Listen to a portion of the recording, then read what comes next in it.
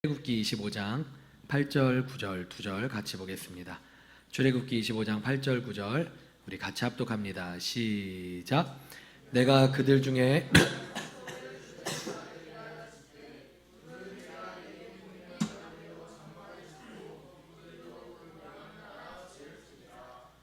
아멘. 오늘은 출애굽 이야기 14번째 시간으로요. 우리 말씀의 제목 같이 따라합니다. 제사장 나라의 두 번째 기초 성막까지 우리 따라할게요. 시작. 자, 오늘도 우리 인사하면서 시작할까요? 함께 합니다. 성경은 어떤 이야기다? 자, 이제부터 제가 성경은 하면 여러분들이 재밌는 이야기다 하시면 되는 거예요. 다음 주에도 마찬가지입니다. 그리고 성경은 하면 여러분들이 하나님과 나 사이에 가장 재밌는 이야기다 라고 하시면 되는 거예요. 이해되시죠? 자, 해보겠습니다. 맞춰볼게요. 시작. 성경은 좋습니다. 성경은 두 번째 할 때는 하나님과 나 사이에 가장 재밌는 이야기다. 자, 좀 어렵죠? 우리 한 번만 더 맞춰볼게요. 자, 첫 번째 성경은이에요. 시작. 성경은 좋습니다. 두 번째 성경이에요. 성경은 여러분 정말 그렇게 믿으십니까? 오늘도 그 재밌는 성경 이야기 속으로 들어가 보겠습니다. 여러분 정말 중요한 내용이기 때문에 계속 좀 반복할 겁니다. 제가 계속 3주째 반복하는 것 같아요. 하나님이 430년 만에 종살이하던 이스라엘 백성을 애굽에서 출애굽시키셨습니다. 그런데 그 이유가 있다 그랬어요. 특별히 세 가지의 목적을 가지고 하나님이 이스라엘 백성을 출애굽시키셨다고 말씀드렸습니다. 자, 첫 번째 목적이 뭐죠? 어떤 백성 삼으시려고? 누구의 백성 삼으시려고? 하나님의 백성 삼으시려고. 특별히 그들은 그 전에는요 애굽 왕의 소유였어요. 바로의 소유였어요. 그런데 하나님이 그들을요 세큘라 하나님의 거룩한 특별한 소유 삼으시기 위해서 하나님이 그들을 출애굽시키셨다는 거예요. 그래서 첫 번째 목적은 뭐냐? 하나님 백성 삼으시기 위해서. 여러분 기억나시죠? 자, 두 번째. 이제 두 번째로 하나님이 그들을 어떤 나라 삼으시기 위해 출애굽시키셨어요? 좋습니다. 제사장 나라 삼으시기 위해 출애굽시키셨다는 겁니다. 그럼 제사장 나라와 비교되는 이 땅의 나라는 어떤 나라라 그랬죠? 제국이라고 말씀드렸어요. 특별히 애굽 제국, 미 제국, 일본 제국. 제국의 특징은 뭐냐면요, 한 나라를 위해서 다른 나라가 존재하는 거예요. 한 나라가 잘 되기 위해서 다른 나라를 짓밟고 무너뜨리고 전쟁을 하는 나라. 이게 제국이에요. 그런데 제사장 나라의 특징은 뭐라 그랬죠? 한 나라를 통해서 다른 나라가 복을 받고 평화가 이루어지는 나라. 이게 제사장 나라인 거예요. 하나님은요 제국이 아니라 이 제사장 나라를 삼기 위해서 하나님이 이스라엘을 출애굽시키셨다는 겁니다. 이게 두 번째 이유예요. 마지막 세 번째 이유 뭐죠? 할렐루야. 거룩한 백성 말고 거룩한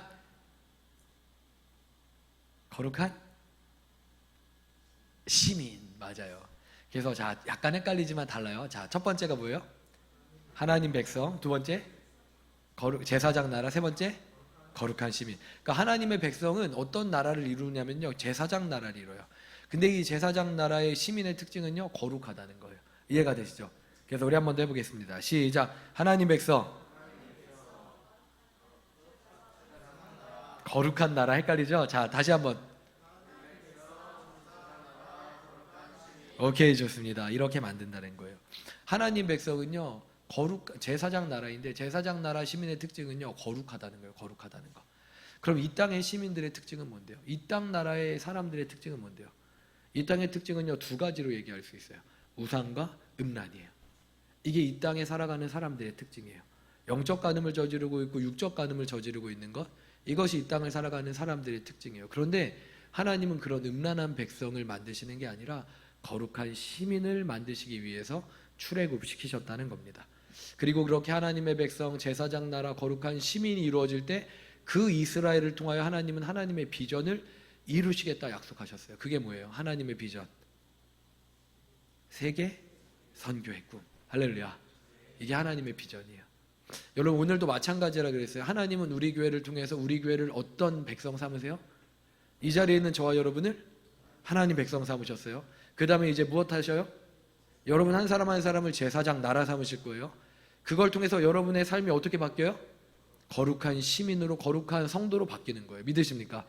그리고 결국 여러분들을 통해서 하나님이 무엇을 이루어 가실까요?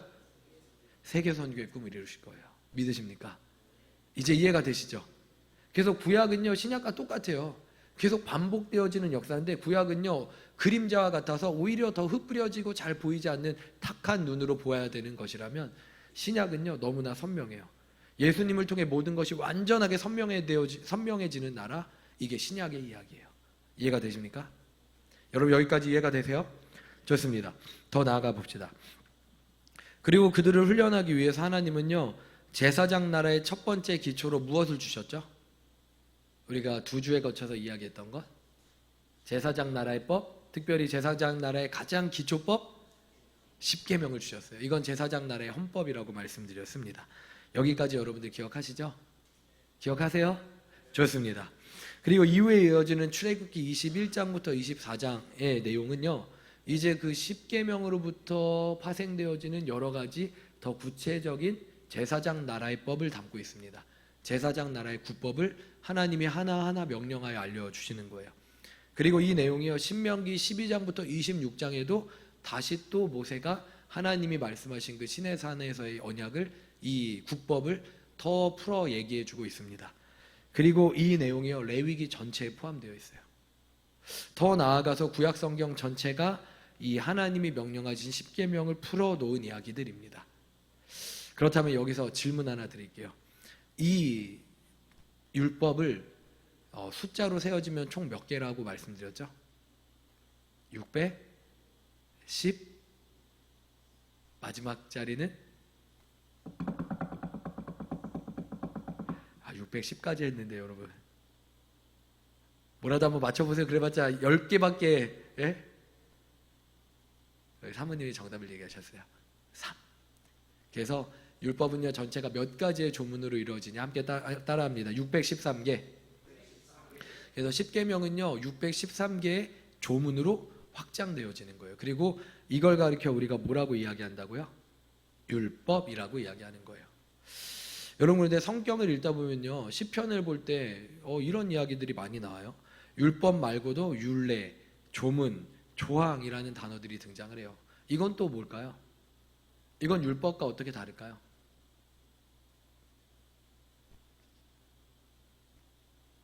그런데 약간씩 그 의미가 내포하는 의미가 조금 다르긴 하지만, 결국 크게 보면요 이건 다 뭐예요? 다 율법이에요. 율법, 율례, 조문, 조항, 성경에서 나올 때 우리를 헷갈리게 만들거든요. 이거 뭐지? 이건 또 뭐지? 그런데 이건 결국 뭐라고요? 율법이라고 이해하고 넘어가시면 됩니다. 아시겠죠? 제가 왜 이런 것들을 다 설명드리냐면요, 여러분들이 막상 성경을 읽다 보면 율법도 있는데 율례는 또 뭐야?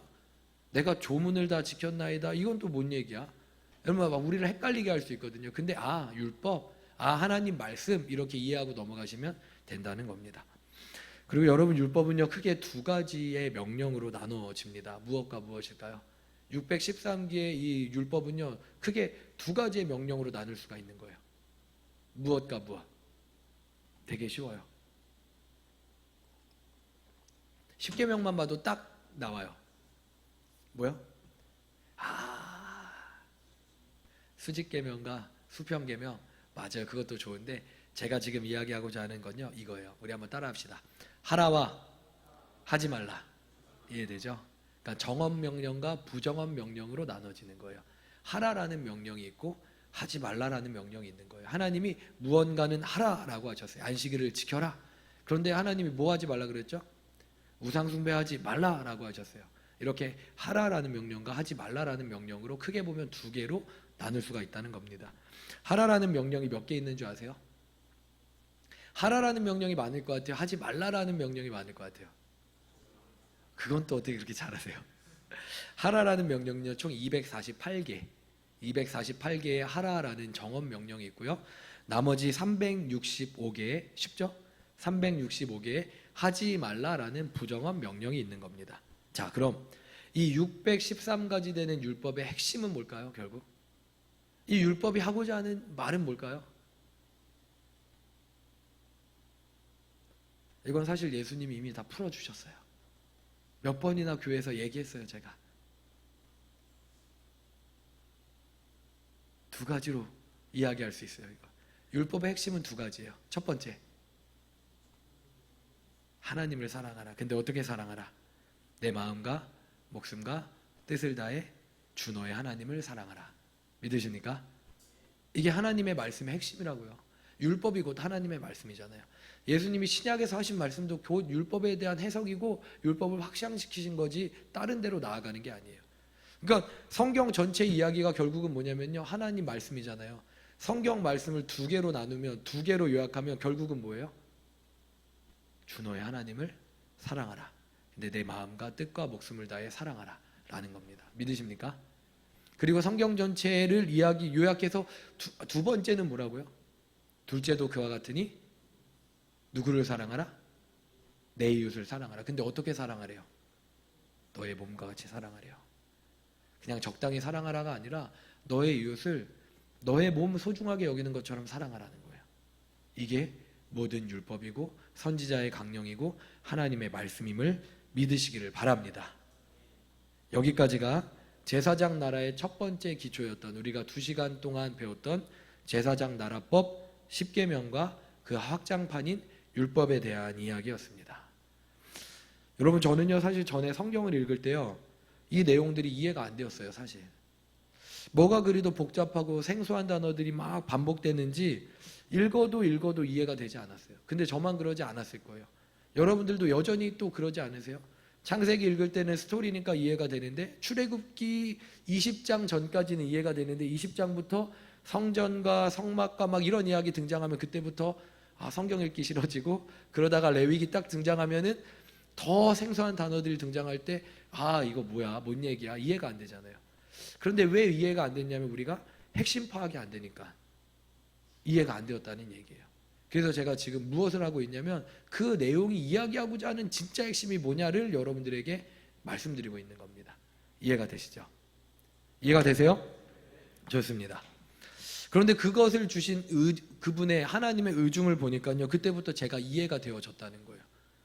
본질을 붙잡으니까, 핵심을 이해하니까 이해가 되어졌다는 겁니다. 그럼 오늘은요, 그 제사장 나라법인 10계명과 613가지의 율법에 대한 이야기를 여기까지로 마치고 이제 두 번째 제사장 나라의 기초인 성막에 대해 이야기하려고 한다는 거예요. 자, 여러분, 그런데 우리가 살펴볼 성막에 대한 이야기도요, 어쩌면 첫 번째 이야기 10계명보다 더 이해되지 않는, 율법에 대한 것보다 더 이해되지 않는 내용들로 가득 차 있어요. 마음을 어렵게 만드는 복잡한 내용들이 계속 연속되어진다는 겁니다. 제가 증거로 간단하게 한번 말해 볼게요. 여러분들도 여기 읽을 때 시험에 들었을 거예요. 보세요. 청색, 자색, 홍색 실, 가는 배실, 염소털, 붉은 물들인 순양의 가죽, 해달의 가죽, 한 규빗 반, 두 규빗, 다섯 규빗, 10규빗, 금고리 넷, 금고리 신계, 금태, 순금, 호마노, 에봇, 등류, 관유, 다소포, 크포. 어떻게 계속해 볼까요? 여러분, 이 모든 것이 출애굽기와 레위기를 읽어 나가는 성막에 관한 이야기들이에요. 여러분, 이게 우리의 마음을 어렵게 했잖아요. 뭔 얘기인지 이해가 안 됐잖아요. 그래서 어쩌라는 거야 라고 하다가 성경을 포기해버리고 말았잖아요. 그런데 그 어려움도 하나님의 마음과 이것을 주신 하나님의 핵심에 집중하면은 이해가 되어진다는 거예요. 그래서 오늘은 하나님이 왜 우리에게 성막을 주려고 하셨는지 그 핵심 이야기로 들어가 보도록 하겠습니다. 자, 먼저 오늘 읽었던 말씀 두 절을 다시 한번 읽는데요. 출애굽기 25장 8절 9절 한 번 더 읽습니다. 시작.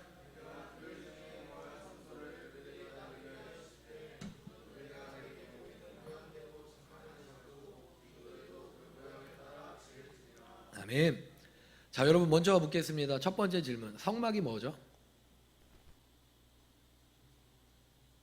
좀 더 크게, 성은아. 에? 성스러운 장막. 너무 정확하게 정답을 얘기해 주면 어떡합니까? 좋습니다. 성은이가 이렇게 대답했어요. 성스러운 장막. 야, 제가 다음에 할 이야기를 다 말해버렸어요. 근데 정확하게 얘기했어요. 여러분, 지금 성은이가 성스러운 장막이라 그랬어요. 근데 여러분 한번 보세요. 8절 9절 다시 한번 띄워주시겠어요? 8절에서는 어떤 단어가 나오죠? 성수. 근데 9절에는 어떤 단어가 또 나오죠? 장막. 그러니까 성수와 성막과 장막이 있다는 거예요. 또 다른 구절을 보면 회막이라는 단어도 있어요. 그렇죠? 그러니까 출애굽기와 레위기에 보면은 이 장소에 대한 단어들이 성소, 성막, 장막, 회막 이렇게 네 가지가 등장을 한다는 거예요. 그럼 이것들은 어떻게 같고 어떻게 다를까요? 먼저 성소와 성막은 어떻게 다를까요? 여기 8절에 나오는 성소는요, 히브리어로 미크다시라는 단어인데 영어로는요 holy place를 얘기하는 거예요. 거룩한 곳을 의미하는 거예요.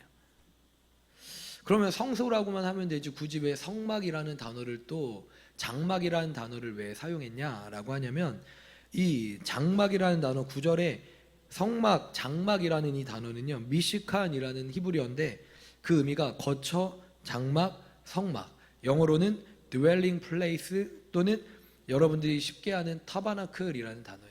타바나클이라는 단어. 그럼 왜 장막이라는 단어가 성소라는 단어와 같이 사용되어졌냐? 이유는요 아주 간단해요. 지금 이스라엘 백성들이 지금 유목 생활을 하고 정처 없이 이동 중이에요, 아니면은 정착을 했어요? 이동 중이에요, 정착했어요? 가나안 땅 들어갔어요, 들어가기 전이에요? 들어가기 전이에요. 그러니까 그들은 앞으로도 계속 무엇해야 돼요? 앞으로도 40년을 더, 39년을 더 이동해야 되는 거예요. 이해가 되시죠? 그런데 이동해야 되는데 그들이 성소라는 그 하나님이 거하실 장소, 그 장소를 짓기 위해서 그 장소를 만들었다가 다시 어떻게 해야 돼요? 또 옮겨야 돼요. 다시 말해서 성전이 아니라 성소를 짓는 거예요. 성막을 짓는 거예요. 성막은 텐트의 의미를 가지고 있는 거예요. 이동식 장소. 그래서 이 성소가 성막이 되어지는 겁니다. 여러분 이해가 되십니까? 그리고 아까 마지막에 회막이라는 단어도 사용한다고 그랬잖아요.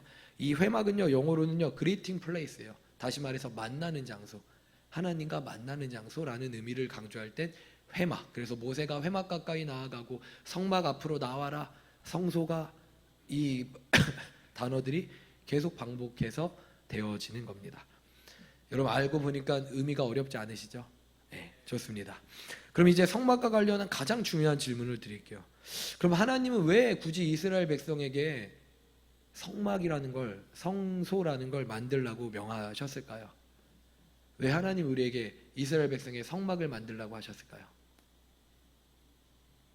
이유는? 여러분 모든 답은 어디에 있을까요? 자, 8절에 답이 있어요. 우리 8절 한 번 더 읽어볼까요? 시작. 성소를 지으라고 하신 이유가 뭐예요? 하나님이 성소를 지으면 어떻게 하시겠다? 거기에 거하시겠다. dwelling place라 그랬잖아요. 하나님이 너희가 성소를 지으면 거기에 무엇 하시겠다? 거기에 거하시겠다. 거하다는 게 무슨 뜻이에요? 너희와 함께 하시겠다, 함께 하겠다라는 거예요. 다시 말해서 하나님이 성소를 지으라고, 성막을 지으라고 하신 이유는 너희 그들과 함께 하기 위하심인 줄 믿으시기 바랍니다. 여러분 정말 좋지 않으세요? 우리를 말로만 사랑하신 게 아니라 정말 사랑하셔서 항상 우리와 가까이 있길 원하시는 게 하나님이신 거예요. 우리가 먼저 범죄했는데도 불구하고 하나님은요 속 없는 사람처럼 늘 우리에게 또 다가오시는 거예요. 우리가 계속 하나님을 감히 속이거든요. 하나님을 또 실망시키거든요. 근데 하나님은 아담과 범죄한 이후로 에덴 동산 가까이에는 더 이상 살 수 없게 되었지만 다시 또 마음을 여시고 속 없는 사람처럼 성막 만들라고 하시는 거예요. 그리고 그 성막을 만들면 내가 너희와 함께 하겠다라고 약속하시는 거예요. 여러분 이게 바로 하나님의 마음인 줄 믿습니다. 이게 바로 성막을 만들라고 하신 하나님의 뜻이에요. 우리와 함께 하길 원하셔서. 여러분 그러므로 이 본문을 읽을 때마다 우리의 눈을 가리는 어렵고 복잡한 단어들 때문에 하나님의 마음을 놓치지 마시고, 그 핵심은 하나님이 우리와 함께하기 원하셔서 성막을 만들라고 하셨구나, 이 핵심에만 집중하면 된다는 것 기억하시기를 주님의 이름으로 축복합니다. 어렵지 않으시죠? 이해되시죠? 좋습니다. 이게 바로 두 번째 기초인 성막의 핵심 내용이에요. 하나님이 우리와 함께하기 원하신다는 것. 그 증거가 출애굽기 25장 22절에도 나옵니다. 우리 같이 읽습니다. 시작.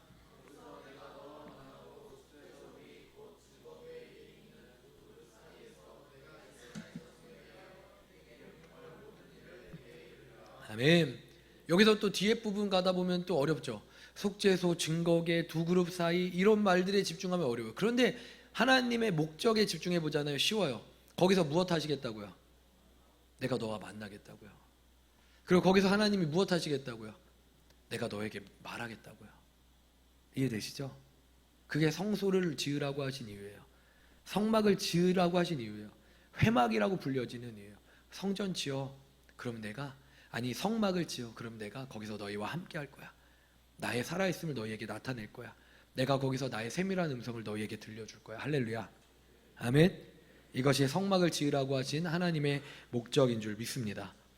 그렇게 하나님은요, 모세에게 시내산에서 성막에 관한 모든 설계도를 완전히 지어주세요. 모세에게 마스터 플랜을 완벽하게 지어주세요. 그리고 모세는요, 그 하나님의 명령에 따라서 백성에게 정확하게 그 내용대로 지시를 합니다. 그리고 이 특별한 성막을 짓는 일에 하나님이 일꾼들을 막 불러주시는데, 기술 파트의 총 책임자로 2명을 부르세요. 그 사람들의 이름이 뭐죠?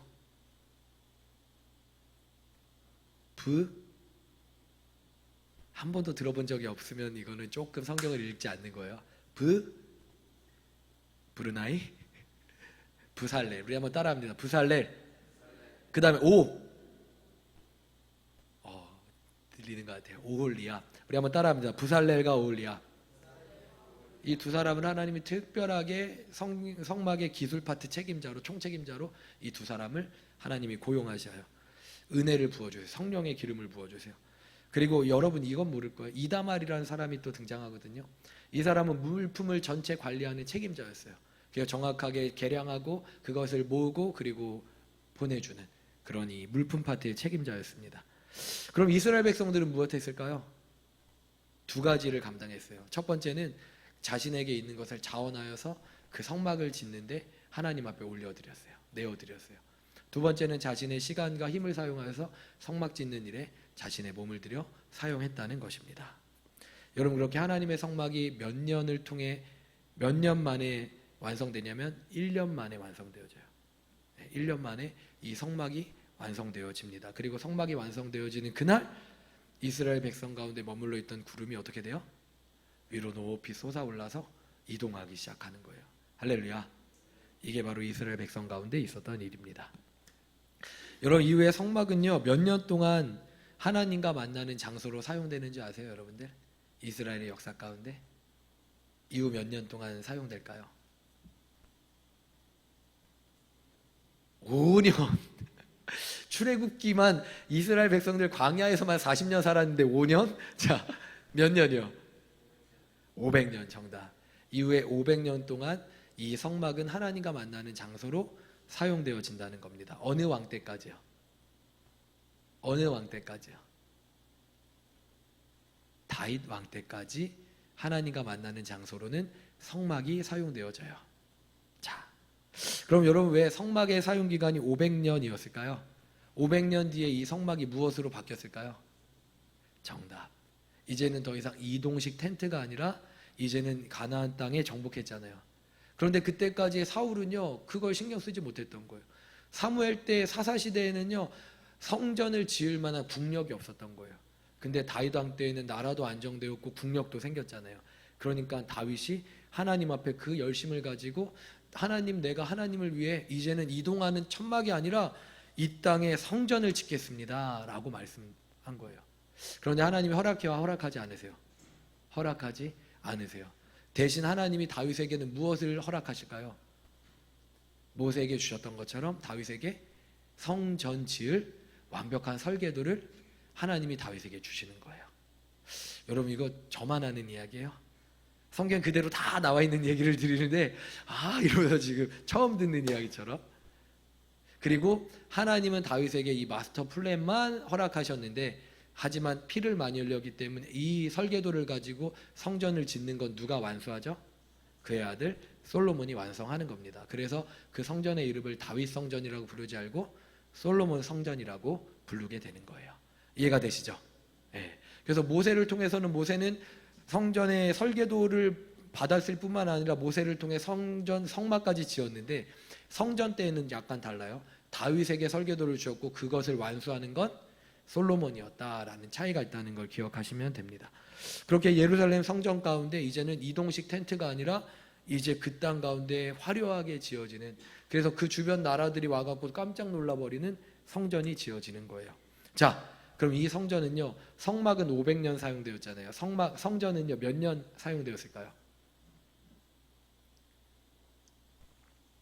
이 재밌는 이야기를 하는데 다들 막 하품하고 막 지금 졸려갖고 지금 자 눈을 빡 뜨시고, 자 박수 한번 5번, 박수 5번 시작. 좋습니다. 자 박수 10번 시작. 좋습니다. 자 졸면 안 됩니다 여러분. 자 성막은 500년 동안 사용되었어요. 그리고 나서 성전으로 바뀌었다 그랬습니다. 자, 이 성전은요 몇 년 동안 사용되었을까요? 이후로 맞춰보세요. 몇 년? 제가 맞춘 분에게 제가 마시는 커피 한 잔 쏘겠습니다. 기프티콘을 팍 쏴드릴게요. 몇 년? 네! 기회 계속 있어요. 몇 년? 네! 500년보다 길어요. 정확하게 누가?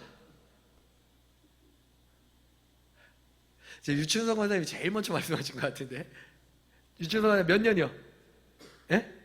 정답 1000년이에요. 1000년. 어렵지 않죠? 성막 몇 년? 그리고 성전 몇 년? 합쳐서 1500년. 이렇게 하나님이 이스라엘 백성들과 자신의 백성들과 만나는 장소로 성막 500년, 성전 1000년을 사용하셨다는 거예요. 그렇게 1500년 동안 성막과 성전을 통해 하나님이 그분의 백성과 만나 주셨다는 겁니다. 이해가 되시죠? 어렵지 않으시죠? 자, 좋습니다. 그런데 여러분, 이 성전은요 한 번 더 변화가 일어나요. 한 번 더 변화가 일어나요. 어떤 변화가 일어나냐면, 그 전에 성막 500년에서 성전 1000년으로 바뀌는 그 정도 수준, 이동하는 텐트에서 그냥 예루살렘 성전으로 보이는 그 정도 수준의 변화가 아닌, 완전히 이 패러다임 시프트라 그러죠. 완전히 달라버리는, 완전 달라진 변화가 일어나요. 여러분, 그 변화가 무엇일까요? 뭐라고요?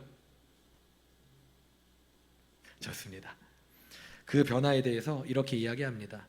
예수님이 이렇게 요한복음 2장에서 이런 말씀을 하셨어요. 우리 같이 한번 읽어볼게요. 요한복음 2장 19절 20절 시작.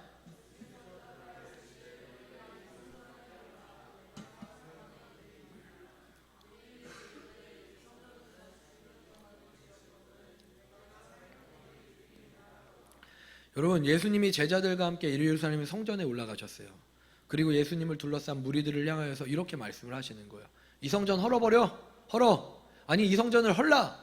내가 3일 만에 다시 세울 것이다 라고 말씀하셨다는 거예요. 그러자 들은 사람들이 뭐라고 비웃죠? 이 성전을 46년 동안 지었는데 무슨 너가 3일 만에 지을 능력이 있어. 말도 안 되는 소리 하고 있네 하면서 비웃었다는 거예요. 그런데 여러분, 예수님은 왜 이런 이해할 수 없는 말씀을 하셨을까요? 예수님이 하셨던 그 말씀의 의미가 무엇이죠? 그게 21절에 나와 있어요. 21절 시작. 예수님이 무엇을 가리켜 말씀하신 거라고요? 성전된 자기의 육체를 가리켜 말씀하셨다는 거예요. 이게 요한의 말이에요. 그럼 예수님의 육체가 성전이 되었다? 이건 또 무슨 말일까요? 예수님의 육체가 성전이 되었다? 그럼 우리는 예수님의 육체의 문을 열고 예수님 입을 열고 들어가서 거기서 예배드리고 나와야 되는 거예요? 예수님의 육체가 성전이 되었다. 여러분, 말씀 한 곳을 더 읽습니다. 마태복음 27장 50절부터 51절 있습니다. 시작.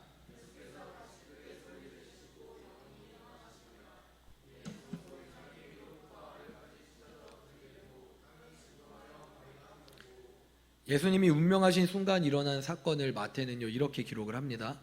성소의 휘장이 위로부터 아래까지 찢어져서 정확하게 둘로 나눠져 버렸대요. 성소의 휘장이 뭐냐면요, 이 성소 안에 있는 천막이에요. 이 천막이 그냥 바깥으로 완전히 찢어져 버렸다는 거예요. 이건요, 양옆에 말 열필이 끄는 힘으로 땡겨도 찢어지지 않을 정도로 견고한 게 성소의 휘장이에요.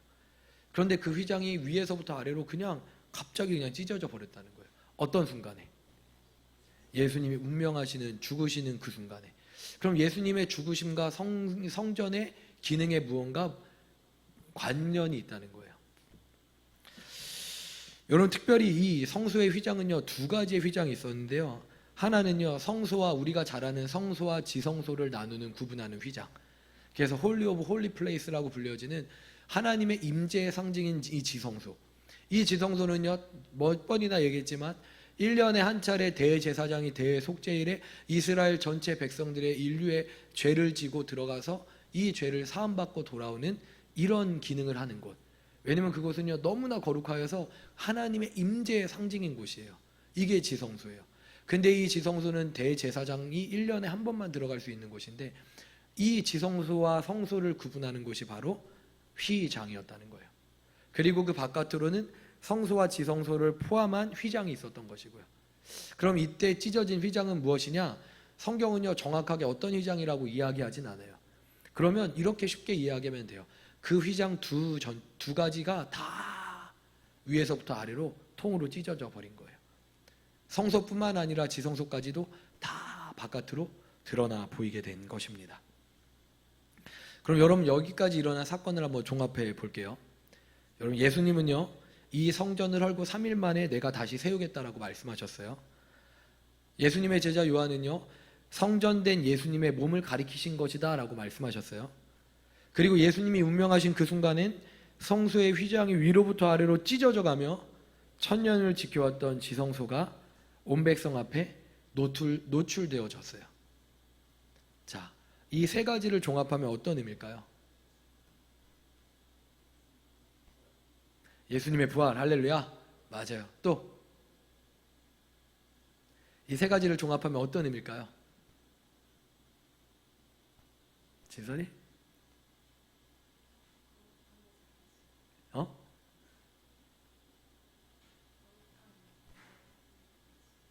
거룩한 곳에 우리도 갈 수 있다? 좋습니다. 좋아요. 또요, 한 분만 더. 무언가 걸려야 좀 더 열심히 나오는데. 자, 좋습니다. 사도 바울이요, 이 내용을요, 명확하게 이렇게 설명해 주고 있어요. 우리가 너무나 잘 아는 내용이에요. 자, 고린도전서 3장 16절 같이 읽습니다. 시작.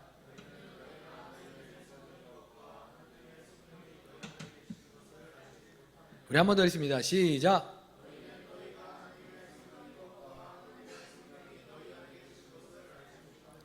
아멘. 여러분, 이게 이 세 가지를 종합한 결론이에요. 무슨 얘기냐면요, 따라합니다. 내 몸이 성전이다. 내 몸이 성전이다. 여러분, 물어볼게요. 성막이 성소 홀리 플레이스인 이유가 뭐예요? 거기 누가 계시니까? 하나님 계시니까. 여러분, 예루살렘 성전이 거룩한 성전인 이유가 뭐예요? 거기 하나님 계시니까.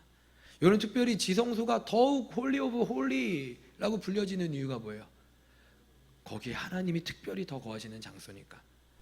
그런데 여러분, 예수님이 십자가에 달려 죽으신 그 순간 성소와 성전이라는 한정된 공간 안에 갇혀있던 하나님의 임재하심이 이제는 어떻게 바뀌었냐면 그분을 믿는 모든 자의 마음속으로 놀랍게 확장되어졌다는 거예요. 할렐루야. 여러분, 정말 이건 놀라운 변화예요. 전에는 이동하는 성막에서 이제는요, 좀 더 규모를 갖춰진 성전, 500년, 1000년. 근데 1500년을 지나고 예수님이 딱 죽으신 그 순간 성소의 휘장이 갈라지면서 이제는요, 이 성전이 어떻게 바뀌었냐면 믿는 모든 자의 마음이 성전이 된 거예요. 할렐루야. 여러분, 구약의 이야기가 바로 신약으로 이어지는 내용이 이거라고요. 그래서 오늘 우리는요, 성전이 되었던 거예요. 그래서 오늘 우리는 성전이 된 거예요. 우리 다시 한번 따라하겠습니다. 내 몸이 성전입니다. 그리고 옆 사람을 향해 고백합니다. 당신 몸이 성전입니다. 우리 한 번 더, 당신 몸이 성전입니다. 여러분, 이해가 되세요? 여러분, 이게 성막에 관련된, 성막으로부터 시작되어진 하나님이 우리와 함께하길 원하시는 하나님의 마음이라고요. 여러분, 그 하나님의 마음이 느껴지세요? 하나님은요, 계속 우리와 늘 함께하고 싶으셨어요. 그래서 에덴 동산을 지으시고 그 기쁨의 동산을 만드셔서 아담과 하와와 늘 한시도 떨어지지 않고 함께 하셨다고요. 그런데 아담이 먼저 범죄함으로, 아담과 하와가 범죄함으로 더 이상 아담과 하와를 기쁨의 동산 에덴에 두실 수가 없으셨어요. 그렇다고 하나님은 우리를 영영 떠나실 수가 없으신 거예요. 그래서 하나님은 한 백성을 택하셨어요. 그게 이스라엘이에요. 그리고 그 이스라엘을 하나님의 백성, 제사장 나라, 거룩한 시민 삼으시겠다고 하셨고, 먼저 첫 번째 하나님의 법을 주셨고, 두 번째 하나님의 성막을 주신 거예요. 성막을 왜 주셨냐? 다시 그들과 함께 하시려고, 다시 그들과 가까이 계시려고. 그리고 500면의 성막, 청년의 성전을 지나 이제는 더 분명하게 하나님과 함께 할 수 있도록 예수님의 죽으심과 부활을 통해 우리의 몸에 거하시겠다 하신 거예요. 그리고 우리의 몸에 거하시고 계신 거예요. 아멘. 그래서 믿는 우리의 몸이 무엇이라고요? 성전. 왜 우리의 몸이 성전이 될 수 있어요? 우리 몸에 누가 계시니까? 하나님 거하시니까. 여러분, 이거 너무 놀랍지 않아요? 지금도 이스라엘에 가면요, 이스라엘에 황금사원이 있거든요. 예루살렘의 십자군 전쟁에서 져서 황금사원이 예루살렘의 한복판에 지어졌어요. 그런데 그 자리가 바로 솔로몬 성전이 있는 자리예요. 그 지하에 파면. 그런데 만약에 그 지하를 파면요, 어떤 일이 벌어질까요? 황금사원은요, 이슬람에서도 거룩하게, 그러니까 아주 중요하게 여겨지는 사원이에요. 그래서 거기를 건든다, 이거는요, 종교 전쟁, 기독교와 이슬람의 전면 전쟁이 일어나는 곳이에요. 그래서 아직도 이스라엘 사람들이 아무리 국력이 세도 이거는 도저히 건드릴래야 건드릴 수 없는 곳이기 때문에 건들 수가 없는 거예요. 그럼에도 불구하고 그들은요, 이 나라가 회복될 때, 다윗의 때가 회복될 때 이 성전을, 이 사원을 밀어버리고 그 예루살렘 성전을 복원시키는 것, 이것이 그들이 간절히 원하는 이스라엘 백성들의 이야기예요. 그런데 여러분, 하나님이 그 일을 허락하실까요? 허락하시지 않을까요? 허락 안 하세요. 왜냐하면 허락하실 이유가 없기 때문이에요. 거기를 사원을 밀고 예루살렘 성전을 다시 복원하실 이유가 없어요. 왜? 이제는 성전이 필요 없어졌잖아요. 예루살렘 성전은요, 1000년으로 기능을 상실했잖아요. 그리고 그 이후로 지금까지 이제는 하나님의 성전이 어디에 있다고요? 우리 몸에 있다고요. 여러분, 이거 진짜 놀랍지 않아요? 여러분, 진짜 놀랍지 않으세요? 저는요, 말씀을 준비하면서 이 사실이 다시 한번 너무 놀랍더라고요. 근데 제가 왜 계속 이야기하냐? 저만 놀라고 있는 것 같아서, 저만 놀라운 것 같아서. 여러분, 정말 놀랍지 않으십니까? 하나님 그렇게까지 우리와 함께하길 원하신다고요. 그리고 하나님이 그렇게 우리를 하나님의 거처 삼으셨다고요. 여러분, 이 사실이 믿어지십니까? 좋습니다. 그렇다면 이 사실을 안다면 이제 우리가 해야 할 일이 있습니다. 이제 말씀을 마무리하는데요, 우리 마가복음 11장 15절부터 17절 우리 같이 읽겠습니다. 시작.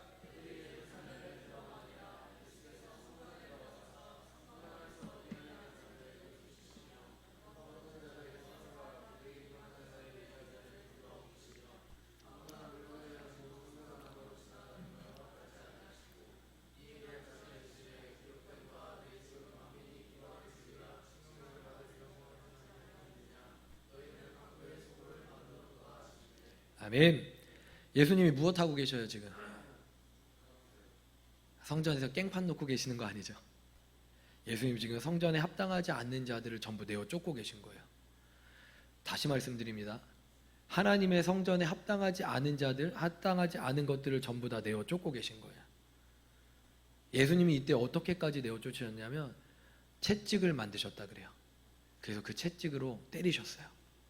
채찍으로 그 가축들, 그 안에 하나님의 성전에 필요하지 않은 것들, 하나님의 성전을 더럽히고 있는 모든 것들을요, 내어 쫓으셨다고요. 예수님이 어떻게까지 하셨는지 아세요? 그 안에 상을요, 둘러 엎으셨대요. 여러분, 장기 두다가 갑자기 예수님이 그렇게 성전에서 환전해 주는 사람들, 비둘기 파는 사람들 그 상을 둘러 엎어버리셨다고요. 여러분, 이 장면을 상상해 보세요. 그 온유하신 예수님이 그렇게 하셨다고요. 그럼 왜 예수님 그렇게까지 과격하게 하셨을까요? 왜냐하면 예수님 뭐라고 말씀하셨어요? 내 집은 만민이 기도하는 집이라. 내 집은요, 그런 완악한 것들, 그 안에 있지 못할 그 수많은 것들이 있어야 되는 곳이 아니라 내 집은요, 기도하는 집, 하나님이 거하시는 집이어야 되기 때문이에요. 믿으십니까? 여러분, 그러므로 우리가 해야 되는 일도 바로 그것입니다. 우리의 마음의 성전에 하나님 보시기에 합당하지 않은 모든 것을 내어버려야 돼요. 내어버리고 예수님 오늘 이렇게 말씀하셔요. 지키셨다라고 기록되어 있어요. 내어버리고 끝이 아니라 그리고 나서 더 들어오지 못하게 지키셨다라고 말씀하세요. 사랑하는 여러분, 우리의 성전의 기능이 회복되려면요, 우리 안에 하나님 보실 때 합당하지 않은 것들을 내어버려야 돼요. 내어버리고 끝이 아니라 그리고 다시 들어오지 못하도록 지켜야 돼요. 여러분, 우리에게 이 결단이 있기를 주님의 이름으로 축복합니다. 그리고 이 결단을 가지고 우리의 성전을요 거룩하게 가꾸어가는 것, 이것이 주님 나라 가는 그날까지 우리가 해야 되는, 힘써야 되는 일인 줄 믿습니다. 여러분, 그 일에 함께 동참하시겠습니까? 동참하고 계시죠? 우리 몸을 하나님의 거룩한 성전으로 만듭시다. 좋습니다. 우리 마지막으로 계시록 21장 22절 23절, 우리 22절만 읽을게요. 시작.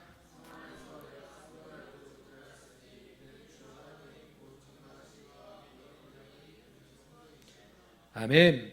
사랑하는 여러분, 우리는 이 땅에서 매일의 영적 전쟁 가운데 있어요. 싸움 속에 있어요. 우리 몸을 거룩한 성전으로 가꿔가는 건요, 그냥 되는 게 아니라 치열한 전투와 이 전쟁 속에서 이겨야만 가능한 일이에요. 사단과의 그 전쟁 속에서 우리 매일매일 싸워요. 싸우다 지칠 때 있고 싸우다 힘들 때 있어요. 저도 마찬가지예요. 근데 여러분, 제가 한 가지 약속드릴게요.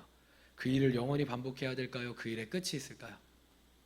그 전쟁을 계속해야 될까요? 아니면 사단과의 전쟁이 끝이 있을까요? 끝이 있어요. 그 거룩한 열심의 전쟁을 마치는 날이 있어요. 그리고 마친 날 우리는 어디 갈까요? 마침내 우리의 진짜 고향 천국에 가게 돼요. 그런데 여러분, 천국에 가면 우리가요 찾아도 찾을 수 없는 게 있는데 그게 뭘까요? 오늘 24절에 22절에 뭐라고 나와요? 22절에 뭐가 없다고요? 무엇을 보지 못하였다고요? 성전을 보지 못하였대요. 하나님 계신 곳인데 거기엔 성전이 없대요. 이상하잖아요. 하나님 계신 나라인데 거기엔 교회가 없대요. 왜요? 왜요? 그곳이 하나님 계신 곳이기 때문이에요. 억지로 우리가 무언가를 해서 하나님이 계신 그곳을 유지해야 되는 곳이 아니라, 치열한 영적 전쟁을 하며 오늘도 싸워야 되는 그곳이 아니라, 거기는요 아담과 하와가 경험했던 그것과 비교할 수 없는 더 친밀하고 더 분명한 하나님이 거하시는 곳이기 때문이에요. 아멘. 여러분, 그러므로 그날이 올 때까지 우리가 해야 되는 사명을 더 힘쓰기를 주님의 이름으로 축복합니다. 그날이 올 때까지 조금은 힘들고 지칠 때 있지만 하나님이 넉넉히 은혜 부어주시는 그 힘을 가지고 우리의 몸을 거룩한 성전으로 가꾸며 살기를 주님의 이름으로 축복합니다. 그리고 주님을 만나는 그날, 잘하였도다 착하고 충성된 종아, 나의 집에 거하며 영원히 쉬어라 라고 하시는 그 주님의 칭찬 들을 수 있기를 주님의 이름으로 축복합니다. 여러분, 그날이 사모가 되어지십니까? 그날이 사모가 되어지세요? 우리 그날까지 거룩한 성전 되어 삽시다. 아멘. 우리 옆 사람과 인사합니다. 당신이 거룩한 성전입니다. 우리 한 번 더 인사합니다. 당신이 거룩한 성전입니다. 우리 시간 한번 같이 기도하겠습니다.